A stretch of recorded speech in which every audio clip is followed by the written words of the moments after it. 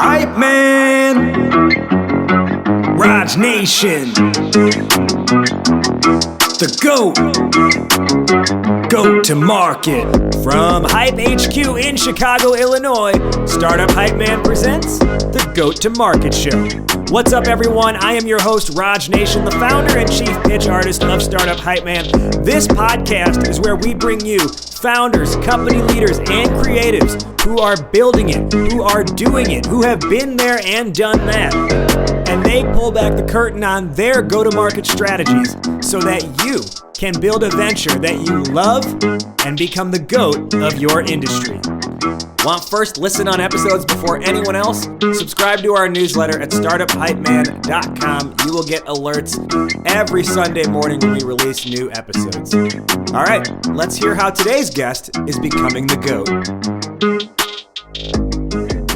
Ladies and gentlemen, making his way to the microphone from the Greater Toronto Area, he is the founder and chief feeder at SalesFeed Media Network and the chief marketing officer at Technology Advice. Please welcome the one, the only, Tyler Lessard. Woo! Wow, Raj. I mean, I wish that were my LinkedIn audio name. When you click, oh, wait a minute, it basically is. Is it? Did we do that for you? We did, folks. If you're listening right now, Raj Nation, the one and only, actually did a reading of my name in that style of voice. So if you go to my LinkedIn profile, you click the little speaker button beside my name to hear how it's pronounced. You'll get to hear that all day long. Raj saying, I totally forgot we had that. Oh, it's so good. It's so good. Pay him $50 to do it for you. You won't regret it. You know, the unfortunate thing about doing these style of intros on the podcast is I've realized recently I've had to tone it down a bit because otherwise the microphone peaks and then you actually can't hear most of it. Because they used to be way more big and broad, and now I've had to condense it down into a more sort of microphone friendly version, I guess. Yeah, it's tough. I get it. Struggles are real, buddy. Struggles are real. All right. So like I mentioned, everybody, he's Tyler Lessard. He's not only a guest today, he's a good friend of mine. Those of you who have been following along with Startup Hype Man over the years might know that there was about a 2-year stretch where Tyler and I were talking pretty much every week as part of creating content on behalf of the SalesFeed Media Network. At the time, it was owned by Vidyard. It was spun out of Vidyard. And we were doing video content together. We were hosting our own weekly or bi-weekly podcast, which I still think is probably one of the best produced podcasts ever made. So good. And we were just having a lot of fun in the process. So Tyler and I have spent a lot of time really on the same side of the microphone, if you will, but this is the first time I get to actually interview Tyler himself. And just to give you a little bit more background on Tyler, he spent a lot of time as a go-to-market executive and a VP of marketing, 10 years at Vidyard. More recently, over the last several months, joining Technology Advice and continuing on with the SalesFeed Media Network, which has at this point amassed 150,000 followers and subscribers, with a really, really, really high amount of weekly engagement. Their top YouTube video has nearly 200,000 views. And actually, by the time this airs, it might be past 200,000 views. They've got 10,000 YouTube subscribers. They are doing a lot in the media space, both with SalesFeed Media Network and then also with Technology Advice, which is itself a media publishing platform. So naturally, with all this experience, I want to talk to Tyler about taxes. No, what I want to talk to Tyler about today is the inner workings of building and scaling a media network or a media brand. So Tyler, once again, welcome to my show, the GTM show. Building a media brand. Why is this on your mind? Why is this important to you? Well, this is something I've been spending a lot of time on really the last 5 years.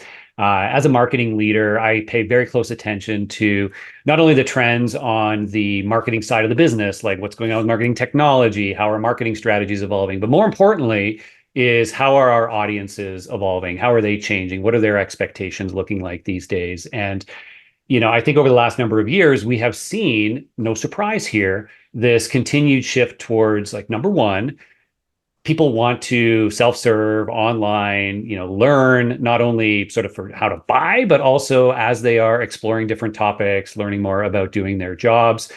They want things out there on the internet. They want to be able to find them easily, or for them to find them in their inboxes. And secondly, it's the world of like we write blogs every week, and that's our content strategy. That is over because, again, people today expect different forms of content. They expect video, they expect audio, they expect other forms of social content. And in some cases, those are preferred over long form written blogs. So I think a lot about how to take an audience first approach to our marketing efforts. And that really pushed me towards this idea of we need to think and act more like media brands, because that's what they do so well, is they know their audience, they own their audience, and they build relationships over time with them, which is what we should be doing as B2B brands. We're going to dive a whole lot more into this. Before we get there, let's learn a little bit more about Tyler, the person. So Tyler, you grew up in the Toronto area. You deal with a lot of Americans in the process. So either congratulations or apologies, depending on how that one goes for you. Yeah. It is a little bit different doing all of this stuff from north of the border. So, and I mean that down to like, there are certain things that are in American society that are not in Canadian society. Like even for example, I remember a couple of years ago, we were doing some SalesFeed content around the Super Bowl, and the big commercial was the Coinbase QR code commercial. And you were like, we didn't even get that up here in Canada. So my question is, how do you find you're able to stay current, given that so much of the audience you need to be in front of every day is actually south of the border for you? Yeah, I mean, good news. I didn't come and pitch you on doing a Grey Cup commercial instead of a Super Bowl commercial. For those not in the know, that's our Canadian Football League version of the Super Bowl. And you did not know that because you don't give a shit about Canadian culture, and that's perfectly fine. But on the flip side, us as Canadians, I mean, we are just so exposed to US culture. It really is just a part of how we operate here. So I don't find anything to be too surprising, to be honest. But the majority of who I sell to, who we market to, who I engage with online, are in US or international. And actually, one of the things that I've found to be like really impactful on my career is being really active on LinkedIn as a platform, as a business professional, because that is a great equalizer, right? On LinkedIn, the people I follow, the people who follow me, the people I built relationships with and have conversation are truly all over the world. There are some folks, of course, in Canada, but it knows no bounds. And I find people like yourself, Raj, who happen to be in Chicago. I have lots of folks that I engage with in the UK and Australia and other parts of the world. And seeing their content, seeing the way that they speak, and sort of like in my passive feeds actually really helps with that. And I've learned a lot of slang words in other regions that I wouldn't have otherwise known as well, which is always fun. Well, let's double down on the slang and everything like that in the American culture. You are a big fan of hip hop, but not necessarily just the artists that, artists like Drake, many artists out of America.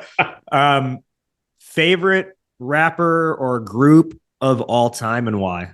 Oh, most of you won't know this, but my favorite rapper and artist of all time is an incredible lyrical artist named Aesop Rock, not ASAP Rocky. Right. Aesop very Rock. Similar.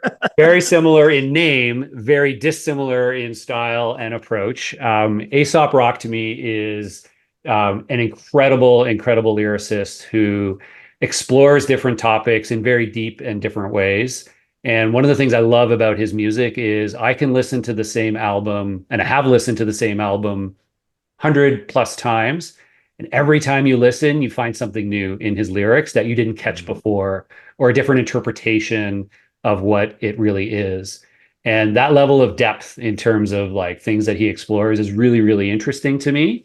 And I'm sure by the end of this, we'll find ways of how I apply his lyrics to my life as a B2B marketer. Let's go there. Get there. So Aesop is AE, right? Or is it AS? AESOP. Yeah. Rock. Yeah. AE. I'm just looking in my iTunes real quick. It never carried. Like when at one point iTunes went in the cloud and like it just it killed like half of the songs you had that you had like uploaded yourself. So I have one. I don't have it now, but I still have the CD probably in my bedroom at my parents' house of Aesop Rock that I got in high school. I don't remember the name of the album, but it was like a cartoon drawing on the front. Could have been Labor Days was one of his early great ones. Had a very artistic drawing to it. There was None Shall Pass. I think it was None Shall Pass, Yeah. which that song in particular I do really like. But Yeah. I will say this. In high school, I tried to get into Aesop Rock because if you were like a real hip hop fan, quote unquote, you should know who Aesop Rock is. And I gave it a shot and I was like, it's just not for me. And I think and maybe it was just that one album, but it was like too out there, like the style itself, like a lot of times it's like not even rapping on beat. And so I just couldn't get down with it. And I had to like act like I really liked Aesop Rock for like 4 years to carry on the image of being a hip hop head. And then I got old enough to be like, I feel comfortable enough in myself and my tastes to just be like, no, I'm not into that music and it's okay for me. One of the things to be very genuine and like connecting this back to my life as a marketer, what I think all of us should think about as marketers is I find, again, once you really kind of get inside his head and appreciate him as an individual, he is an incredible storyteller. And again, we can say that of many musicians, of course, are great storytellers. But, to me, he like really rises above others. And some of the stories he tells are very like poetic, very metaphoric. You have to like really kind of like figure out where is he really going with this. But sometimes when he goes into direct storytelling mode, he is like unmatched in my opinion.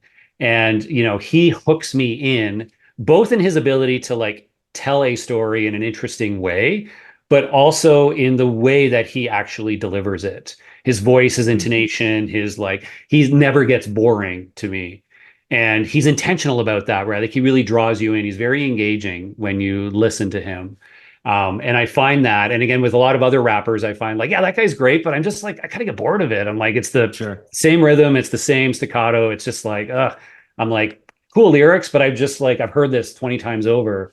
And with him, every song, every album, when he really gets into storytelling mode, he just draws me right in. And I'm like, I got to listen to that again and again. And again, to tie it back to like my world, I'm like, that's the best marketing right there is like when you can tell people stories and engage them in ways where they're like, I got to watch that again, or like, I got to listen to that again to like figure out what I missed. Or I can't wait for the next one because it just like drew something out in me. I mean, that's really the magic of any great musician that you love, is to create that sort of like gravity effect where you really can't wait to see what's next. And again, I think that's what great media companies do as well when they build fan bases like a musician does. Right. And I agree. I think that's a great model to look at. Is I've long said, don't think like a entrepreneur or an executive, think like an entertainer. I think there's a lot of value in that and how they approach audience development, content creation, quote unquote, et cetera. So let's kind of, walk into today's conversation around the idea of a media brand, which again, you've built up SalesFeed over the last few years. It started as part of Vidyard. Now, for everyone who is not aware, Vidyard is a video selling software. It works as a Chrome extension or a browser extension. You can record video of yourself and populate it into an email or a DM or wherever, any kind of communication-based window. Great for prospecting, great for follow-up emails. I use it in literally every proposal email I send out. Part of that email is a pre-recorded video that I've created showing some client examples. And that's something that just is easy to throw in there because it's hosted on a browser. It's not like having to like upload a QuickTime video off my desktop or anything like that. So what makes, you go back to your time at Vidyard at this point, probably 4 years ago, I want to say, I think SalesFeed launched in 2021, I believe, but you probably had the conversation maybe a little bit before then. Yeah. We take it back to then. What's happening in this like boardroom meeting and who has the idea to say we should build a media brand? Well, thankfully it didn't start with we should build a media brand. That came as the like, how do we deliver on this concept or this outcome that we're looking for? And, really where it started was we were looking for ways to expand our reach within our target audience base, which at that time we were building up, again, an audience of salespeople who we wanted to make sure that would eventually become aware of our free products that they could start using and trialing and, learn to love. And we were in a space where we were also doing category building because the idea at that time of like video selling or video prospecting, nobody really knew about it. And so there wasn't a lot of inbound for it. Nobody was going into Google saying, how do I send a video as a salesperson? Right. So we had to do a lot of like education of the market.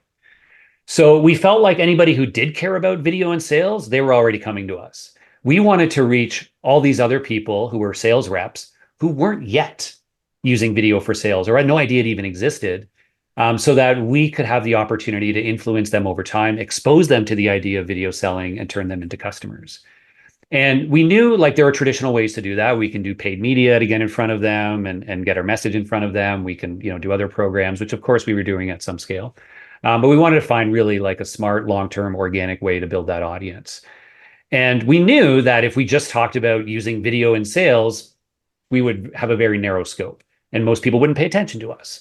So we decided to really invest in a much broader content and social media strategy to create an audience of sales reps who, again, weren't yet ready to buy what we were selling, but we wanted to build a relationship with over time. And to do that, we knew, number one, we had to talk about things that they cared more about than just video, which really drew me to we need to be audience first. We need to know what makes these salespeople tick. What do they really care about in the moment? And how do we now build engagement and an audience with them? So number one, we knew we wanted to talk about broader things than just what we do. And number two, we knew we need to do it in a way that was interesting to them, that really leaned into their preferences, the way they wanted to engage with content these days. And when we asked a lot of sales reps, like all of you should do as a business, you go out and you ask your audience all sorts of questions to better understand them. And we didn't just ask them like, what's your age, like this and that, like the basic sort of firmographic and demographics. We asked them things like, who's your favorite follow on social media? What's your favorite podcast? How do you prefer to receive information when you're learning about a certain topic?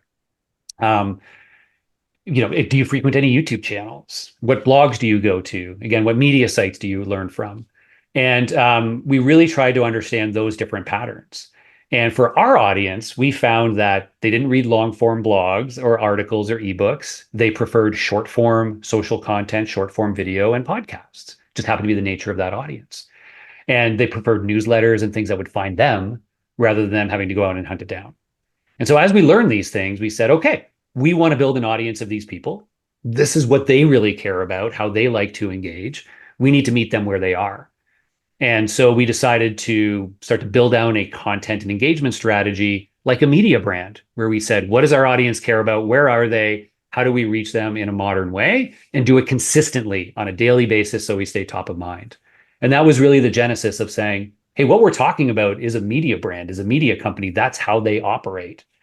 And so we decided to go down that path and we called it SalesFeed as opposed to just an extension to our core Vidyard content because we wanted our audience to know we were all about them, right? Like sales right in the title. This is for you. This isn't about us. And that's why we really carved down a separate brand name for it as well. So you didn't call it Vidyard Plus. We thought about it about 12 seconds and no disrespect to folks like Salesforce who have Salesforce Plus and a few others have done that motion. But no, we didn't. And you know what? It's actually an interesting point, Raj, not just from like a Me Too branding perspective, but we also made an intentional decision, which a lot of people miss when they think, oh, we should be a media brand, was that this wasn't just going to be like a bunch of video series.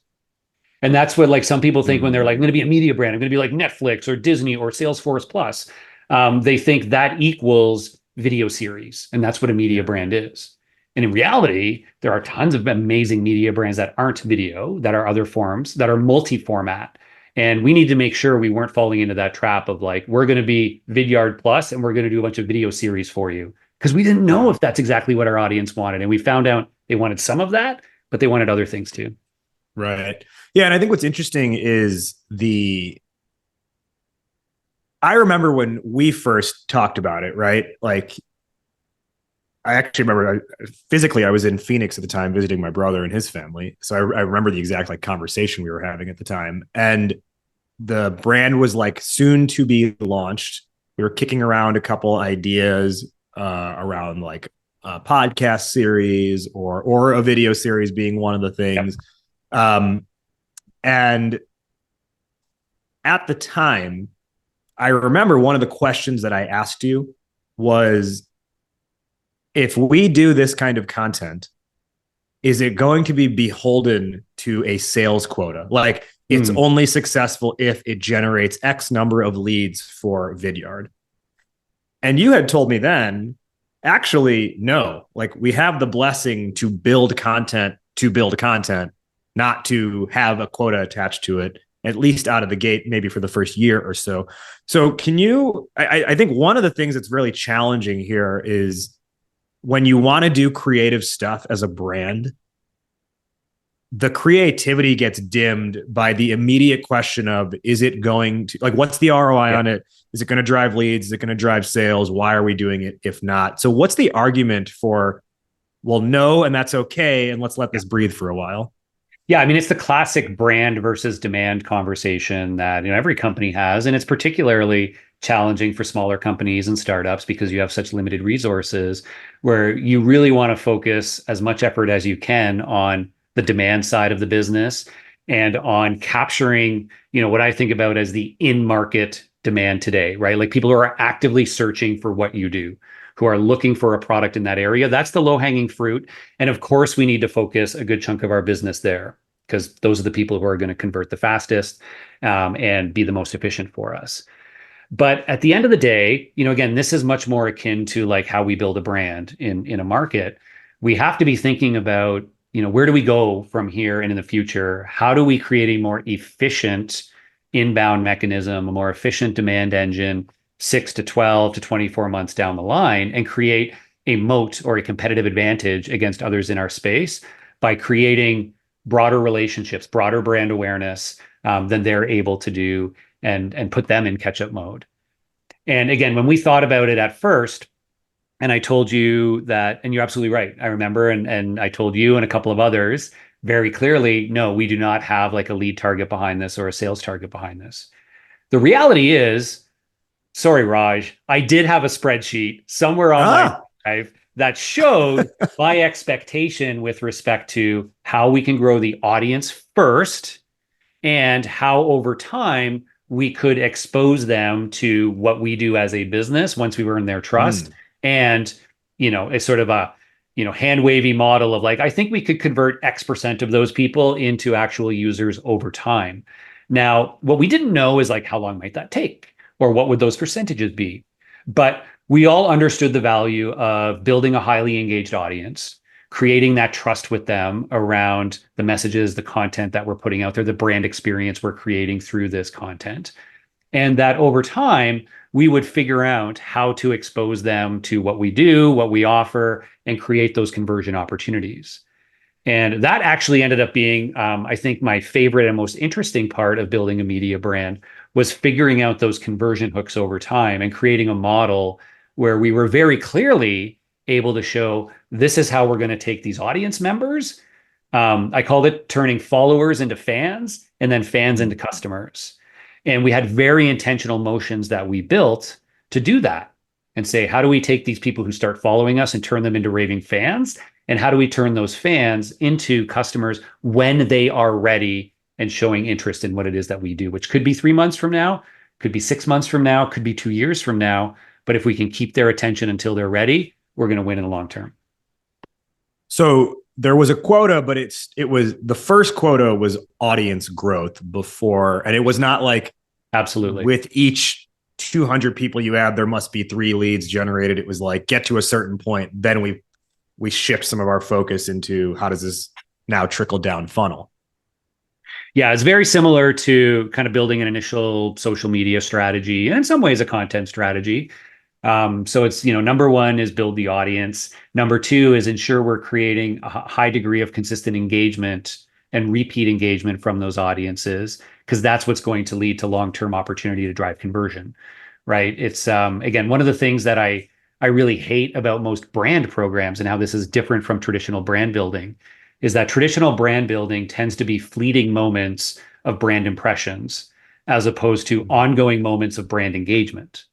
And the fleeting moments of brand impression are when we do things like here's an ad here or a billboard here, or we show up at a conference and they see our name. Reality is recall for that stuff, especially in B2B, is very poor. And if they don't convert immediately, like what do we usually do for a brand program? If somebody like responds to it, we immediately try to sell them. And we're like, hey, are you ready to buy? And they're like, not quite ready. And we're like, okay, we're going to put you in a nurture stream for 30 days and hopefully you'll be ready then. And it's like, they're not going to be ready in 30 days if they're not ready today. Like, give me a break. And so that's where we sort of take these moments of brand impression, and most of them we squander away, with the exception of the like 1% who happened to be in market when they saw our brand. The idea of consistent ongoing brand engagement is where we create this sort of halo effect. We say, we're going to keep ourselves top of mind. We're going to keep our brand present in your inbox, in your social feed. And you're going to keep coming back to us because the stuff we're offering you is so great. And we are going to maintain and be top of mind and earn that trust and actually have real affinity for our brand as opposed to just those impressions. It's kind of like in that, you talk about the brand versus demand conversation. We tend to think of demand in the funnel, right? Top, mid, bottom funnel. Yeah. But it feels like what you're saying is in building a media brand, it's like there's pre-funnel work before you even think about it. Or maybe it's like you have your funnel, but there's pre-funnel or what's around the funnel even in the first place before you get to the funnel. Yeah, we actually started thinking about that in many ways, that it was almost like this, our exclusively owned super top of funnel, right? Because usually when we think about our funnels as marketers or businesses, we think top of funnel are the people who are coming in, who are starting to show some potential interest, right? They are people who are searching for, again, if you sell a CRM software, your top of funnel is usually going to be people who are starting to search for CRM related topics. They're coming to your blog, they're reading about certain things. Maybe they're attending a webinar about CRM over here, and they become your top of funnel who you need to now start moving down. Well, the reality is there are, that's still only probably less than 5% of your total addressable market are those people who are going to get into your top of funnel because they're showing some level of interest, right? 95% of people that you're trying to target don't care about CRM right now. They don't care about it tomorrow because they have a good solution in place today. So they're never going to get into the top of your funnel, but they're out there, right? And once they do have a need, are they going to get into your funnel or somebody else's? Well, if you create this sort of super top of funnel where you're engaging them on other topics they do care about today, right? Then maybe 3 to 6 months down the road, when they do have a need, they'll come into your top of funnel, and they won't even go into your competitors because they already know you. They already trust you because of other things you're talking about, that they go, hey, wait, these guys actually do CRM? Oh, interesting. I'm going to check this out because I already love all the other things I'm getting from them. And that podcast they have about like how to manage sales objections, that's my favorite podcast. I'm just going to hop on in and see what they have to offer. Now, as you get someone into the funnel and ultimately ready to buy, you have to make sure there's a good product behind that ultimately. And so for everyone who's listening right now, whether you are at the point of building a media brand or you're just in the early stages of getting your first few customers, that product's got to live up to whatever the promise is at the bottom, mid, top funnel. And if you want that product to live up to the promise and you don't personally have software development skills, you want to find the right partner, and you want to go to the GOAT of software development. The GOAT of software development is Akeva. And the reality is I have seen a lot of startups not be able to deliver on that product promise at the end of the day because they go offshore with their development or they go to a budget dev shop, and they end up getting screwed over because those providers, you know what they are? They're order takers, and they do the bare minimum, which often means your software ends up having gaping holes in it, or you actually end up getting forced to pay hidden release fees to claim ownership of your code. On the other side of the spectrum is Akeva. They build strategically for scale from day one. They help you make product decisions along the way. And they also give you full ownership of your code by default. They don't want to hold on to it. You own the code that's written in the contract from day one. And with Speaking of code, they have a killer offer for you. It's called a You Call It code review. What's a You Call It code review? Well, go to Akeva, and if you qualify, they will review the most critical parts of your code so you can see exactly what your technology needs to either launch or scale. And they will do this completely free, and then you call it from there. So if you want to handle things on your own, you call it. If you want Akeva's development help, you call it. If you want to take Akeva's consultation and then take it somewhere else to get developed, you call it. There you go. It's like being back in college at the bar. Wednesday nights, it was like dollar, you call it, well drinks. But think about, instead of getting well drinks, you're getting top shelf here, and you're not even paying $1. You're getting it for free, and it's about your product at the end of the day. So tomorrow is going to be better. You're not going to wake up with a headache tomorrow like you would at the bar in college. So if you're ready to see if you qualify for a You Call It code review, if you're ready to get goated, head to akeva.io. That's akava.io, akeva.io. Fill out the form there. Tell them Startup Hype Man sent you. Today on Startup Hype Man's Goat to Market show, we're with Tyler Lessard, the founder of SalesFeed Media, the chief marketing officer of Technology Advice, and also the founder of Outside In Marketing Consultancy. As we talk about, Tyler, this idea of like the pre-funnel versus the funnel, audience development requires, I think, maybe in today's market where there's so many options, not just within, let's say, like marketing itself, right? Like take content marketing. There's so many options a person could go to. But the thing is, you're not just competing against what is content that other companies are creating.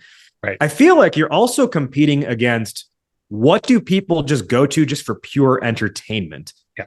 Right. Like when you start to put things on YouTube, it might be that you're competing against another brand's video on how to sell better. But on top of that, I think you're also competing against the fact that there is a 2-minute clip from The Simpsons of Homer doing this thing that's very easily clickable, which honestly, every time I go to YouTube, I see one of them. I'm like, it's 14 seconds. Let me just watch that real quick. So you've got to really be intentional about the content you create. And SalesFeed, I think, has built a really recognized name for creating quite out there content, but it still works. And some of the things we did together back in the day, we launched probably, I would say, the best parody music videos that have ever been created that are about, the sales selling world. We had a podcast we did together. We had a YouTube video series we did together. Can you talk through the ideation of where, and you said earlier, It doesn't have to just be a video series, right? But can you talk through at least the ideation of okay, media brand, we have the entire sort of world of creativity at our fingertips. Where do we start? How do you even just get started with creating the content? Yeah. I mean, to your point, we're competing for attention. We're trying to maximize engagement of our audiences. And these are things that traditional B2B marketers actually don't do very well, right? It tends to be, again, very conversion centric things they're doing. So it is a different skill set and a different mindset to be thinking about how are we going to create, this audience of followers and fans who are going to choose our content over somebody else's. And when you think about it through that lens, there's a lot more dimensions that you have to be mindful of when planning and creating your content. It's not just about writing the best possible blog post or ebook, right? Now we're thinking about, okay, what is the content? How is it delivered? What format is it delivered in? How entertaining versus educational is it going to be? If it's going to be in video or audio, who's going to be on camera or who's going to be on the mic? Who is the talent that is now going to be a part of this? And that's actually something that a lot of companies, especially in B2B and startups and others, haven't cracked the code on, right? Traditionally, we had an internal facing marketing team. We had a content writer. Nobody had to be out there on camera. Nobody had to be out there on the mic. And we weren't building up personalities. We weren't building up, again, talent that was engaging our audience in that way. And we found a really great opportunity there with SalesFeed My first hire was an individual who, I felt could really relate to the sales audience. He's somebody who was a salesperson himself. So I knew he could relate very well to the audience we were trying to build. He didn't come from Vidyard or video. He came from pure sales, which is what I was looking for. But he also had already proven himself as a TikTok creator and a LinkedIn creator. And I knew he had the great ability to be amazing on camera and to also be his own full stack creator, where he could come up with an idea, film it, edit it, ship it, and sort of be a one-stop shop to make sure we could do it in an agile way. And that was all those things were really, really important. Because again, you're not going to create this like consistent cycle of engagement and brand building with audiences with those traditional tactics of like writing static content or not trying to be a little bit funny now and again or a little bit more engaging. So we have to think about those different skill sets and how we bring them into today's marketing world. And there's lots of different ways that you can do it. And it depends on kind of what you want to be known for, what you think your audience needs. But we need to be intentional about that, especially who's going to be that talent if we're going to do video and audio to ensure we're creating stuff that our audience is going to crave. So I think there's a key sort of lesson here, and that is particularly because I think just so many people are locked into like the business mindset is they really think it has to be like someone at the company doing the thing, the creating, right? Or it has to be, the CEO themselves. But if the CEO is not naturally a quote unquote personality or is not an entertainer by default, you'll end up getting like white paper style content, right? Whatever the format is, it could be a podcast, it could be a video, it could be a newsletter, but you'll get like what feels like that version of a white paper that's very kind of dull and dry. And so I think that ability to reach out to other sort of, I think the word would be creators, if we use the modern terms, reach out to other creators to pull them in really helps a lot. Obviously I was one of those people. And I also think what helps is like you said, I was not an employee of Vidyard. Will Aitken prior to that was not an employee of Vidyard. Some of the other talent you pulled in were not employees of Vidyard. So anything that we would be saying would have an added layer of authenticity to it. Right. And there was also never really to my recollection, there was never a directive of like, hey, let's make sure we talk about Vidyard in this segment or in this thing. And I'm sure you had in your own background, like, I'm gonna pop it in here or there, but the direction to any given talent you brought in was not do this thing and make sure you say Vidyard's name 5 times in it. Right. Yeah. Yeah. No, the focus there is on like, we need to create high resonance with the audience. We need to put people in front of them that are going to be engaging, educational, entertaining, and that they're going to trust, right? Like, again, they're not going to come back if they feel like this person, doesn't get them or whatever it happens to be. So, all those things have to go into it. And I think to your point of you can't always rely or expect that like the CEO is going to be the main person in our content. They probably have a place to play and a role to play, right? It's not that they shouldn't be, but if you, think about how am I going to best create a relatable experience for my audience that they're going to want to keep coming back, it often does come back to ensuring you have somebody and people who are acting as those peers to them, who they can trust and know. So if you're trying to build an audience of accounting professionals, right? What you don't want to do is put a marketer who could just say some accounting acronyms on camera to pitch stuff, right? You want to find somebody who comes from the world of accounting. And it might be, it might have to do a little bit of digging, but there's probably some folks who are great creators, who are some influencers. Maybe they're doing some stuff on TikTok. Maybe they're doing things on other platforms who are, very capable, who are very trustworthy and knowledgeable in the world of accounting. They have subject matter expertise there. They come across incredibly authentic and genuine because that's their world, but they're also great on camera, super engaging. They love creating content. They want to be out there every day, building an audience and helping you do that. That's the sweet spot for me when you can find that. And it could be somebody you hire in and is an internal employee, and or to your point, you can partner with folks in the industry to be that voice with you, either as a freelancer or a part-time employee, as somebody who either hosts a series for you or is sort of a consistent face across different things that you do. Lots of different ways you can activate it. But I think this is going to be more and more important for any business as we go forward. If they really do want to create an audience of people who are going to, over time, kind of want that relationship and also become advocates for them. The other thing that I think was, you and your team were particularly prudent about, or just maybe, I don't know if it's prudent or relaxed about, maybe, is being able to objectively look at if something is working or not, and then deciding, do we continue to do that? The example I'll point to is, for about a year, you and I co-hosted the Full Funnel YouTube series. It was like a 10-minute YouTube show called Full Funnel. We would cover 3 topics, I believe, over the course of the show. It was kind of creatively divided out as like top funnel, mid funnel, bottom funnel. And we tried to do it like the way ESPN does Pardon the Interruption, or those standard like sports debate style shows that have happened over the last 20 years or so. And then you were kind of like looking at the numbers and you were like, we're not getting like the views or the engagement on it that works. And then you came back to me with like, well, what if we did this instead? And that's where we came out with I think it was the SalesFeed show, right? The podcast. Yep. We retooled everything. We turned it into a podcast with a video component to it that was in-depth interviews about a specific topic. It was very, very well produced and edited. It had fun like game show segments in it.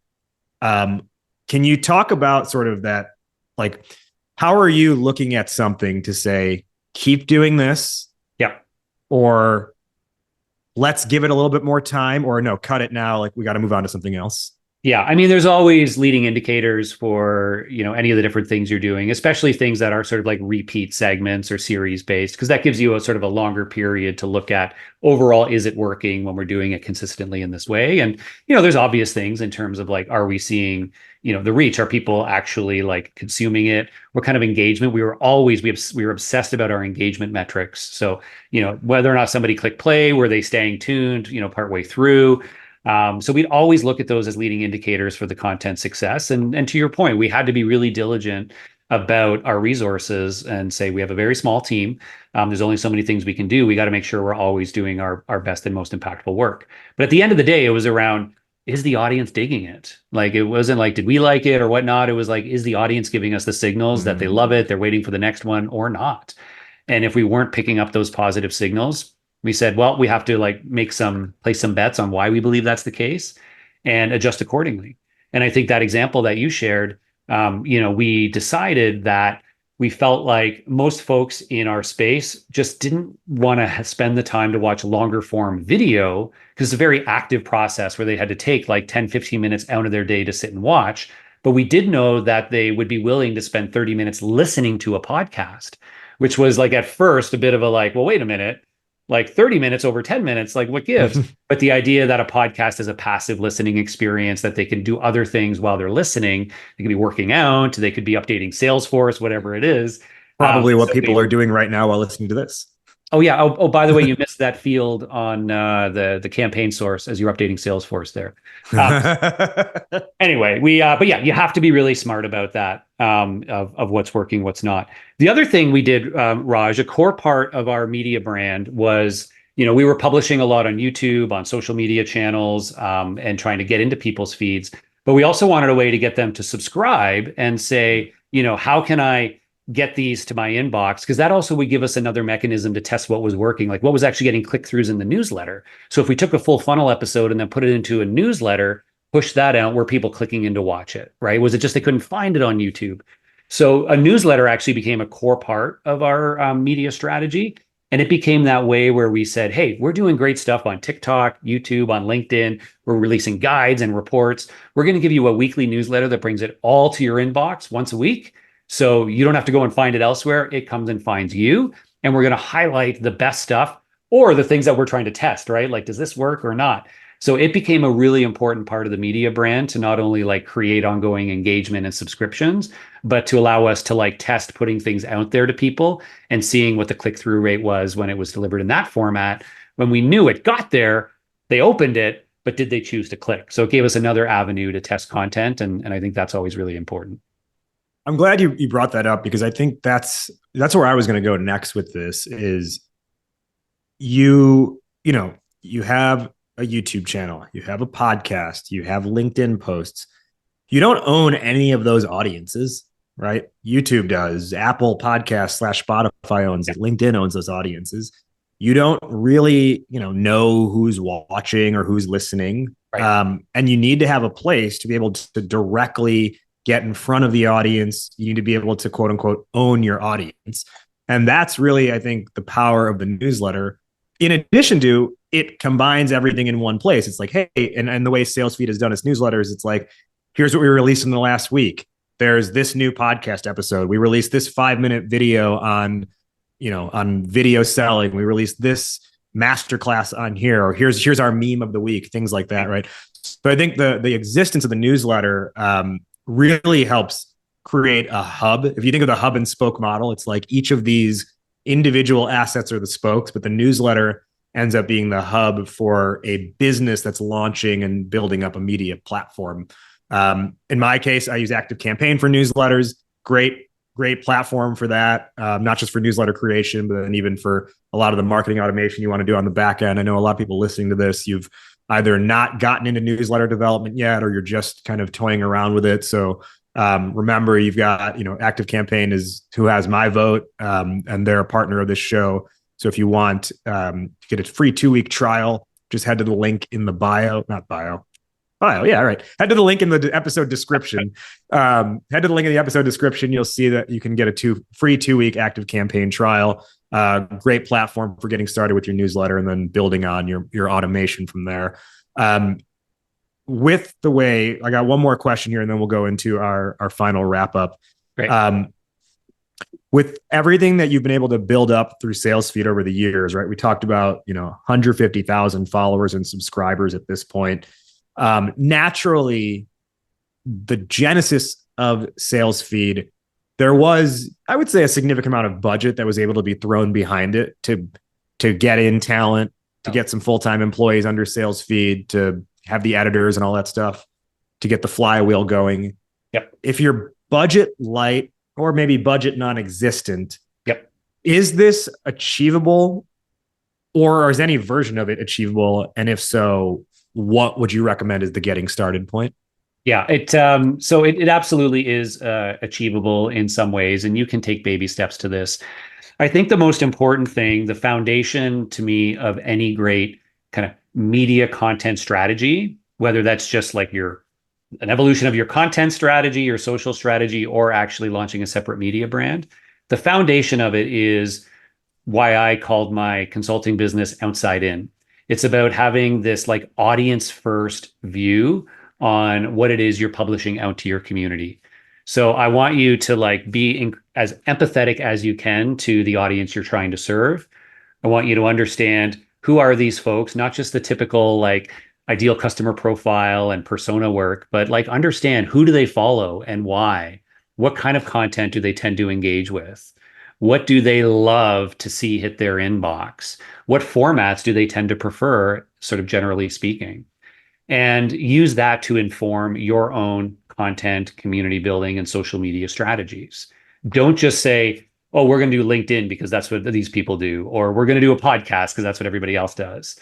Be hyper empathetic to your audience, make very precise decisions based on what they care about and what they show interest in, and start there. And it could very much start as like, we're just going to lean into a killer TikTok channel for this community because we think there's an opportunity there. And that's how our media strategy starts. And once we get our rhythm there, we're going to cross over here. We're going to add something here, but you can always start small and grow, but focus on that mindset, that outside in, audience first mindset.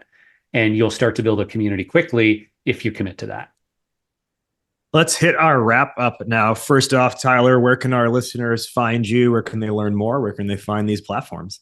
Well, hit me up on LinkedIn, Tyler Lessard. You'll find me there. You can also head to salesfeedmedia.com if you want to check out our different media sites, our YouTube channel, and others. It's a great set of inspiration for you. So even if you're not in sales, feel free to check those out, and maybe they'll give you some ideas about your own content and media strategy. I was a little disappointed when you launched your consultancy Outside In. You did not choose to name it Less is More. Raj, I'm not upset about that at all. And thankful I did not call it Less is More. But you're not wrong. We will now give our final takeaways for the listeners based on the conversation today. I'll go first and I'll toss it to you. The topic today was building a successful media brand. I have a whole page of notes here. What I want to bring it back to is one of the first notes that I wrote, which is as it pertains to getting started with a media brand. Ask your audience where they are already getting their information from. Yep. Tyler, top 1 or 2 lessons or takeaways? Yep. +1 on that. Really understand your audience.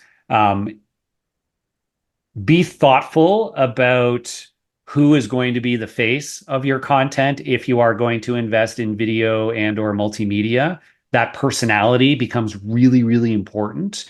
And you want to ensure you have somebody representing your brand and your content who is going to be relatable to your audience, who's going to be trustworthy, who's going to be engaging, and they're going to want to come back and learn more and follow along with. So that's a really, really important one. We will now close with our final question. Actually, no, I jumped the gun there. Who is one person you want to shout out who's been helpful on your journey? Well, I will give a shout out to, I think I'm going to have to give it to my boy, Will Aitken. Will was my first hire on SalesFeed as that face of the brand, a kind of full stack creator. He not only was a huge part of the success of building up SalesFeed, but he taught me a tremendous amount about the future of content, about how to create in a different mindset, how to really relate to an audience, and how to be entertaining in B2B in ways that don't offend everybody, but probably still offend some people. So big shout out to my boy, Will. You've taught me a ton. You've been an amazing partner, and love you, bud. Tyler, because of that, Tyler is living proof you can be in your 40s and understand TikTok. I'm in my 30s and I don't understand it. So my final question, which is how we end every episode of this show, fill in the blank, Tyler. Entrepreneurship is blank. Entrepreneurship is stimulating. And that could be in lots of different ways, Raj. Lots of different ways. Entrepreneurship is stimulating. I do not think we've ever had that answer, and asking it probably over 100 times at this point. I was trying to not give the obvious ones, but like in all sincerity, like I've been around lots of entrepreneurs. I've been in small businesses, and we all know it's a roller coaster, but it's never dull. It's always got us going, and hopefully it's stimulating in the right ways, that it's exciting. It's like, it just sparks passion. That is the best part of it. But at times, of course, it can be negatively stimulating as well. And you got to ride those waves. I love it. Entrepreneurship is stimulating. He is Tyler Lessard. And for anyone who has been listening to this, if you've been having any follow-up questions on your mind and you're like, ooh, he said this, that's interesting, I really want to ask him about this. Good news. Well, actually, I forgot to tell you about this beforehand, Tyler, but I'm signing you up for it now, actually. Uh-oh. Tyler is going to be hopping into GTM Club. That's our online community of founders and GTM leaders doing a follow-up Ask Me Anything to this show. The first week this episode goes live, it'll be like a Reddit style forum where he'll post. You can just send a reply comment there asking any follow-up question you have to Tyler, and he'll drop you a response within that same week. So if you were listening to this and you were like, I want to dig into a little bit more about how they were able to launch a lot of YouTube videos in a short amount of time, you can ask Tyler that. If you want to follow up with Tyler and ask him a question about how do you source the right creators for building a media brand, you can ask him that. If you want to follow up and ask for his favorite Aesop Rock song, you can ask him that. That's the point of an Ask Me Anything, and you'll be able to ask Tyler anything the whole first week this episode goes live, happening inside of Goat to Market Club. To access that, all you got to do is become a member. Membership is completely free at startuphypeman.com/GTM-club. Tyler, once again, thank you for joining today on the Goat to Market Show. Thank you. That'll put a bow on this one. Before we head out of here, a couple quick housekeeping items. Number one, did you like what you heard? Well, give us a subscribe and a follow. Maybe share it with one friend who you think would find this valuable. Number two, Remember that Ask Me Anything I told you about at the end of the episode? That goes down exclusively inside of Goat to Market Club, our online founder and startup community, and you can access it for free. Your membership is 100% free at startuphypeman.com/GTM-club. Number 3, need pitch help? Startup Hype Man is your man. Whether it's a fundraising narrative or a go-to-market or category narrative, we've got you covered to make sure you have messaging that doesn't help you just go to market, but of course what? Helps you become the GOAT to market. All right, we will see you next week here on the GOAT to Market Show. Thank you for listening. And remember, why be a unicorn when you can be the GOAT?